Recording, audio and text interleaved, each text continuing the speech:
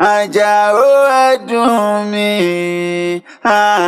Ayọ̀kúnlé mi.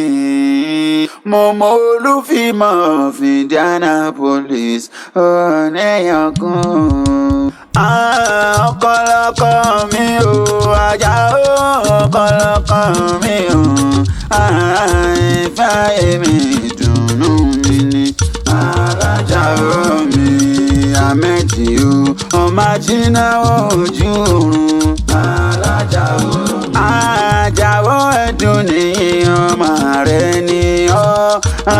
Àjàó mi, aya rẹ̀ màmá ló ní wípé o. Ọpọlọ ló fẹ́ mi. Bá mi kọ́ wádìí o,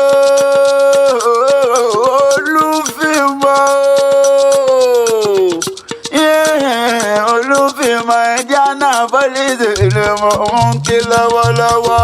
Ahmed o, ọmọ dámì wọnà wọn pè tọ́tẹ́tọ́. Àgbáyé ní pèrè rẹ̀ Ahmed Ayọ̀kúnlé, ọmọ Yọrídé, ọmọ àwáwò mi olóríire ni. Àjàó ẹ̀dùn ọtí máa gbọ́ ẹnu mi gangan. Ọ̀sẹ̀ yìí sàmọ́dún ọdún ayọ̀, ọdún ìdùnnú, ọdún rẹ̀ ló máa ṣe. Ọ̀nà sàdún bànújẹ́ lọ́la ọlọ́wọ́n bá. Ijó àjùmọ̀jù kò ní díjọ́ nìkan lójú àgbo. Bàbá Mubarak Ajíbọ́lá, bàbá Azizatu Abísọ́lá o. Bàbá Ìlíyà Abímbọ́lá ọmọ rẹ̀ náà ni. Kò màmá sọ́mọ yẹ̀yẹ́ láàrin wọn. Ìwọ lọkọ Rúkáyátù o, ọmọ Yẹ̀rọ Akin ọlọ́ba mọ́jọ. Inú ìṣẹ̀lẹ̀ àwọn aya rẹ̀ ọba Olúmọ̀ọ́ká ọlọ́ba ní bàbá yín jẹ́.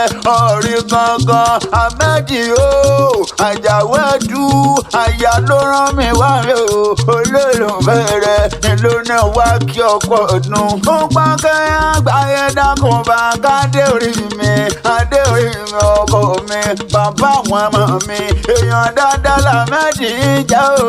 Ó pé kámẹ́rà ogun kó pẹ́, ó pò ní ìrẹ̀lẹ̀ ó sì máa ga. Ó pé mo ti mójú rògùn, èmi mójú ọ̀sà, mo fojú kàlàgbà lúgbò mi. Bí wọ́n máa ma ẹni bí Àjàó mi ni. Àjàó ẹ̀dùn èmi wá mọ̀lẹ́ àwọn bàbá rẹ̀ sọ̀nà márùn sọ́bẹ̀ yẹn ni. Àjàó ẹ̀dùn ọmọ abújú, ọmọ ààrẹ, ọmọ alálàáta, ọmọ ajíná ojú oorun, wọ́n sì máa kí bàbá yẹn. Àjàó ẹ̀dùn àtótó ni ó tara wájú, ẹ̀dùn ni ó jíjọ́ mẹ́lòmí lọ orí. Àjàó ẹ̀dùn ọmọ ayédògún tìrìdọ́gbọ̀n, ọmọ ayé èyé ni kídéré ó máma yé ni. Ọmọ ìyá mọ̀lá fi òjò pàṣẹ kẹrẹmọdé, ọmọ Àtìbà, bàbá Mubarak, bàbá Aziza, bàbá Líyàm yóò. Àjíṣe bẹ́ Ọ̀yọ́ láàárín ìran bàbá yóò. Wọ́n ẹsẹ̀ mi bàbá nìkọ̀ọ̀kan. Àtàndálálà alátàndálálà fi tọ̀yọ́ jẹ́ orí. Ọmọ kú nìyàn ikú ò ní pa ọ́. Ìwọ lọ́mọ àrùn táwọn gbọ́dọ̀ ṣe, òfò tó fò gbọ́dọ̀ ṣe. Bàbá tó bí ọlọ́mọ ní pàǹdùkú bí ìṣòro. Níbi tí wọ́n ti ní kó lówó gbowó, kí ìwọ fáwọn sọ̀tọ̀ rẹ̀ nù. Mẹ́bí kò lè bá ìdíjà, kó lè bá dàpọ̀. Ọba aládé lè rí ìjọba, ọba tárí o. Ọba tárí táǹkà pọ́lápọ́ táǹkà bà lọ́ba o. Bẹ̀m̀bẹ̀rẹ̀ o, ìmùlẹ̀ lẹ́yìn agbára ọ̀dọ̀ mi ìjàyè.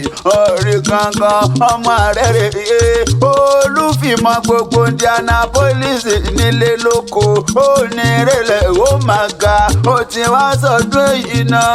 Àjàó wàá tún ṣe tẹ̀mí sí nínú owó, nínú látọmọ tirẹ̀ pẹ̀láyé kún tí ń ṣe balẹ̀ ọ̀rọ̀.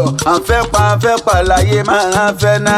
Ayé ò ní fẹ́ ọ̀pá, ó ní bùrìn burin kó bá wọn jíjó ẹ̀sìn láyé ó ní fẹsẹ̀ kan láyé tó bá wọn wá o èrè lójú owó ń rí ojú rẹ̀ ò ní rí bí ìwọ àtayà rẹ̀ Àjàó àti Rúkàyà tó wọ́n bá lọ́sọ̀yìn pọ̀ èso wà ní ayé títí láéláé kò wá sí bẹ́ẹ̀ lè pálí ayé tó ẹni mọ̀sàrí àwọn ọmọ ẹ̀yìn àrídùnnà ẹ̀yìn kò ní dìbànújẹ́ mọ́ yín lọ́wọ́ àṣẹyìn sàmọ́dún ayọ̀ ọkùnlé ọdún ayọ̀ ọdún ìdùnnú ọdún rẹ̀ ló máa ṣe òye.